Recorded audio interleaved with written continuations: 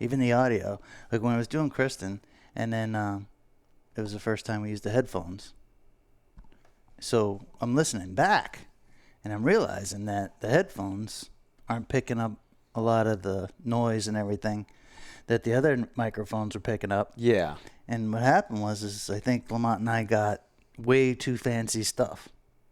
Like those microphones are like really good audio microphones. So it can hear the air conditioner, it can hear tips scratching, it can hear. Well, I like it when it picks up like when we're opening up beer bottles and stuff. Yeah. You know, like I wanted to hear that, but I don't want it to hear the toilet in the background or whatever. You know what I mean? But Steven,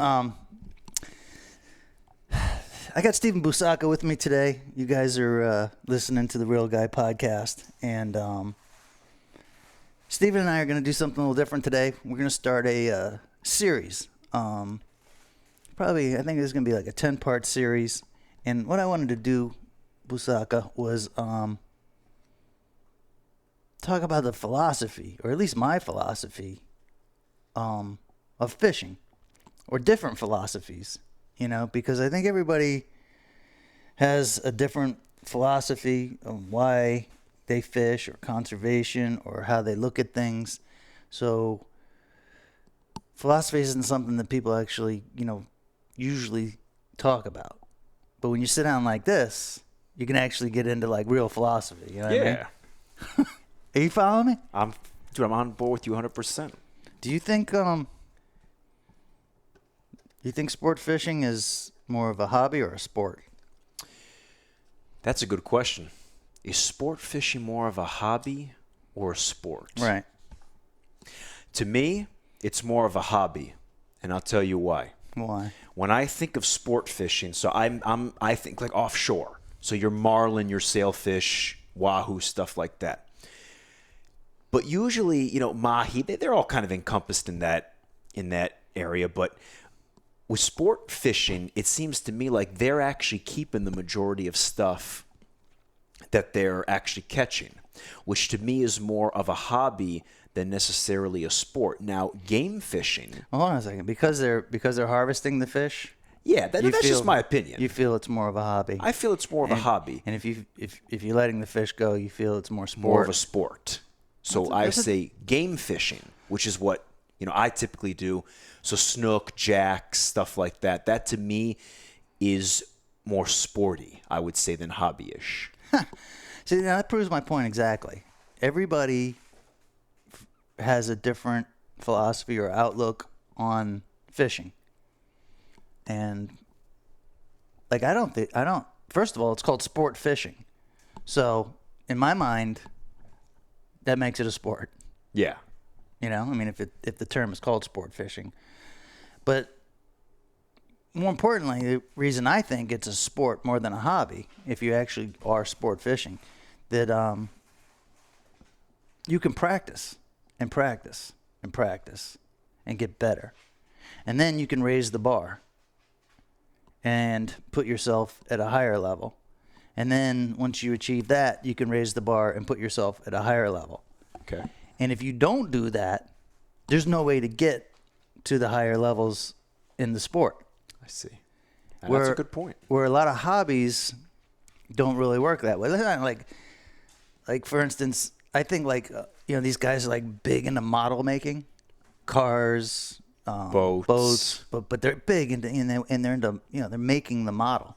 It's not that they can't make their model bigger and better every time. But it's always just model making. There's an instruction list on how to put it together. You know what I mean? That to me is a hobby. See, now I'm actually going to contradict myself here now because now you've got me thinking.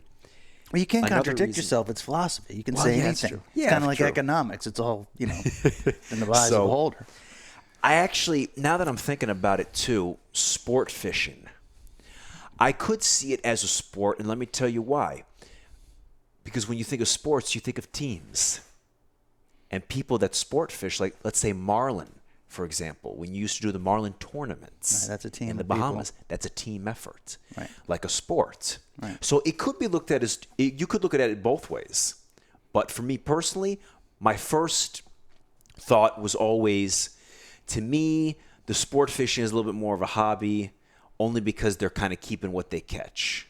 Because to me, sportsman-like, not necessarily sportsman-like, but just to me, I feel like it's more because they used to say to me, "I'm fishing to eat, not to play."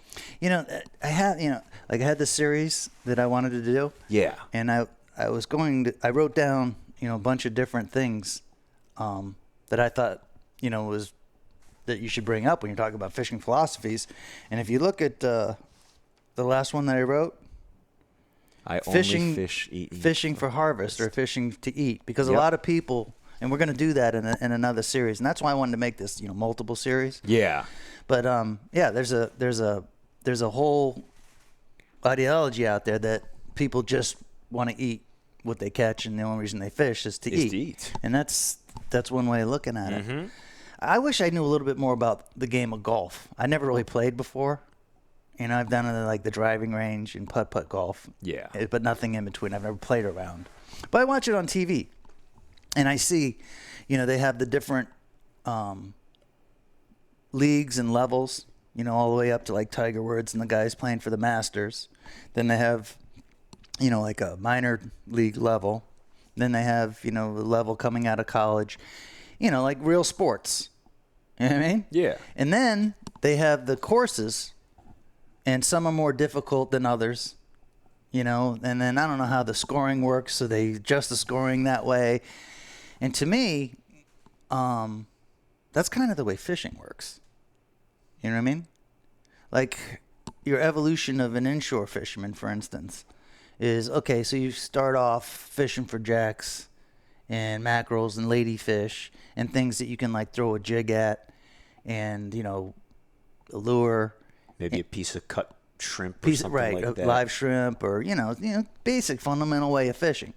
And then you learn how to do that. And then you get good at that. And then you say, well, geez, my favorite at all this is, this little baby tarpon. So I'm going to try to do that on fly. And then you raise the bar for yourself.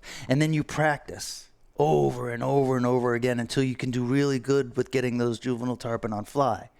So then what do is you save up your dough to get a 10 weight. Then you get a 10 weight fly rod, and then you want to catch the 40 to 80 pound tarpon. And then you work at it, and you practice, and you get better, and then you do that. And then you go and you get the big mega 12 weight. And then you go with Carl Ball or somebody, can really put you on a giant tarpon in the Keys on the flats. And you're ready for the moment, and you've worked at it, and you've practiced, and you thought about it, and you rehearsed it in your mind, and then you made it work.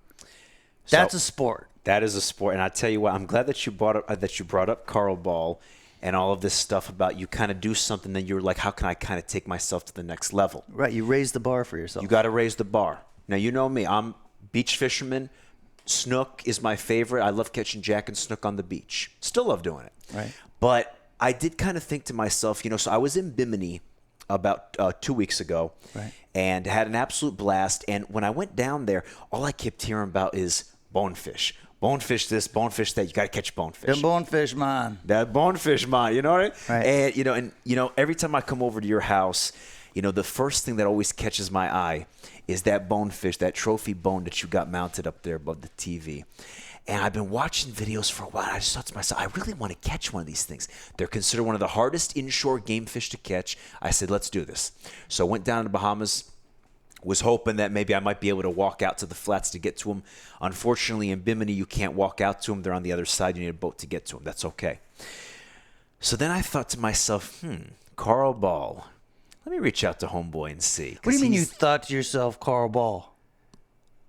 Oh, wow.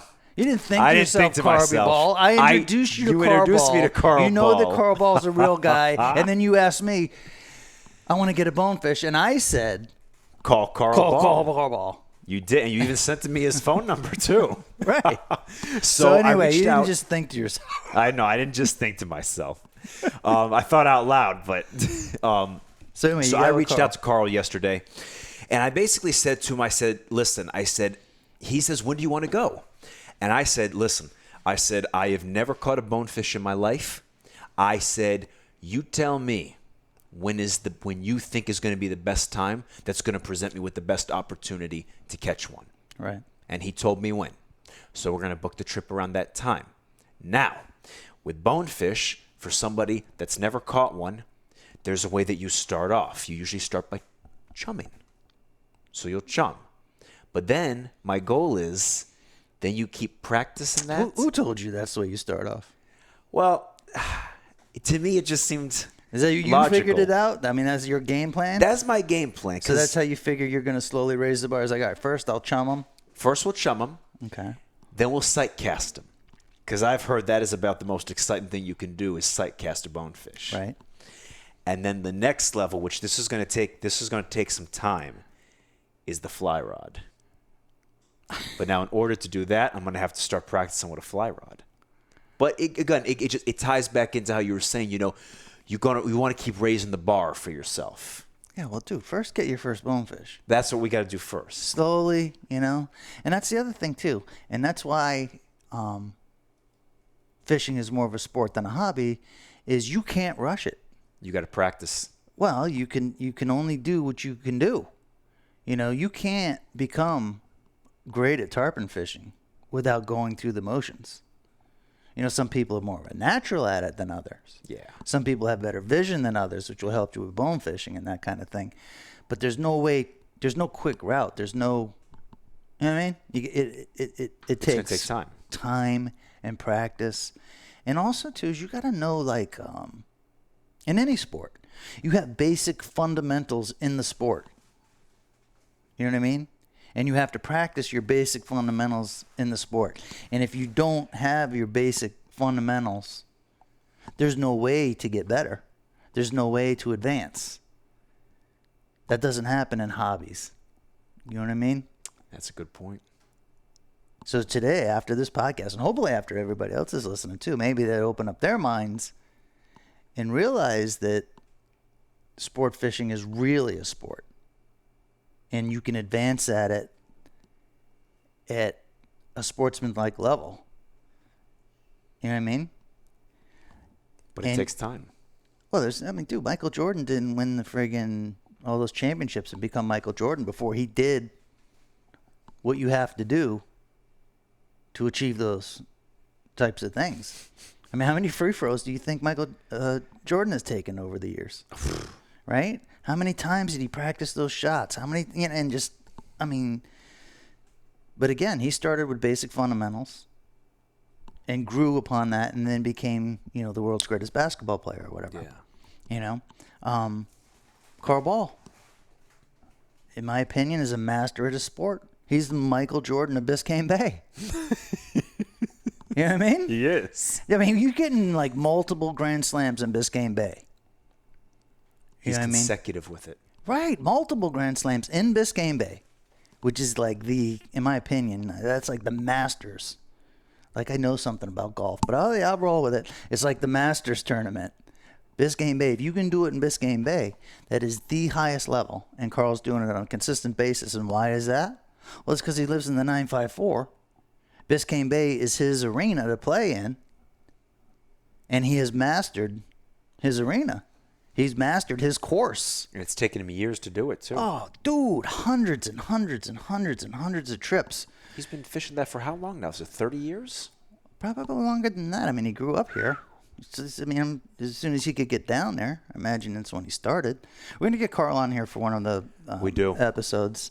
Well, hey, after he and I do that bonefish trip, I think that'd be a good show with all of us. Yeah, it'd be a great show. And then also, too, going into the, heat of summer, both Carl and I slow down a little bit. So this is the time when we usually get together. Like last year, he was doing Triple Live with us. And, he comes out to the Lunkerdog when we have it here. Yep. And I always like being around Carl. And, I think a lot has to do with this. Like, I respect the dude. And again, you respect the dude because he is a master at his sport. And the only way to become a master at your sport is to put in the time and dedication and effort. And because he does that, that he's a hard-working son of a bitch. So you look over there, and whether you like him or not, it's irrelevant. You look over there, and you're like, that's Carl Ball. You respect that. You know what else? Another thing I've grown to really appreciate about Carl Ball and respect. He is a master at what he does. Again, he is like the Michael Jordan of Biscayne Bay. Right. The Tiger Woods, whatever you want to call him. But when you talk to that guy, I mean, he doesn't try to flaunt it or anything like that. He's not arrogant. I mean, he is the most down. He wears it well. Dude, he's a humble person. He is. And when you put in that kind of work, it makes you a humble person. Because I guarantee you, as good as he is, he's probably been humbled quite a few times himself. It's the only way to get that good. Yep. It's the only way to get that good. And that's my last point in this podcast. That's why sport fishing is a sport. And it's not a hobby. Don't say I never learned you nothing, Bussaca. I do. You will learn me something every time we talk. That was a great episode. I can't wait to do more for this series. Oh, I can't wait. It's going to be a blast. Well, I mean, I just think it's something that, it's a topic that everybody wrestles with. And, But it's rarely addressed. yeah, like, well, you taught me something today, and I hope I taught you something today. And through this series, maybe we can teach somebody else.